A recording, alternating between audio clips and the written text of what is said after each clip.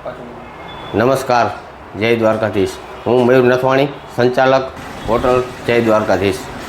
અત્યારે મીડિયામાં ખૂબ જ વાયરલ થયેલો મેસેજ અંગે હું સ્પષ્ટતા કરવા માગું છું કે આશરે 5 વર્ષ પહેલાં આરએમસી ફૂડના અધિકારીઓ અમારે ત્યાં લગભગ ખાદ્ય ચીજોના સેમ્પલ લીધેલા હતા।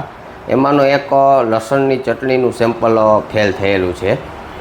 જે એમાં મરચું પાવડર અમે જે લસણની ચટણી બનાવીએ છીએ, લસણની ચટણીમાં આપણે લસણ તેલ નાખીને જે કકડાવી મરચું પાવડર નાખીએ છીએ, એ મરચું પાવડર અમે બહારથી લઈએ છીએ।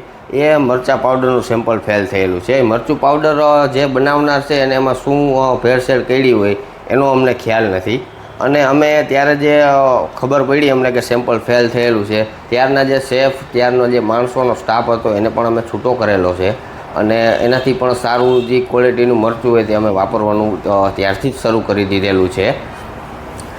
અમે ક્યારે પણ રાજકોટની જનતા ના શરીર કોઈ દી ચેડા ન કરી શકીએ, કારણ કે અમારી દરેક વાતની શરૂઆત, દરેક ફોન કોલની શરૂઆત ભગવાન દ્વારકાધીશથી હોય। અમે અવનવાર તહેવારો નિમિત્તે પણ ભંડારાનું આયોજન પણ હોટલે કરીએ છીએ, સાધુ સંતોને ભોજન કરાવીએ છીએ, જન્માષ્ટમીની ઉજવણી કરીએ, અનેક સેવાભાવી સંસ્થાઓ હારે અમે સંકળાયેલા છીએ અને અમે પોતે પણ ઘણી બધી સેવાઓ કરી છીએ।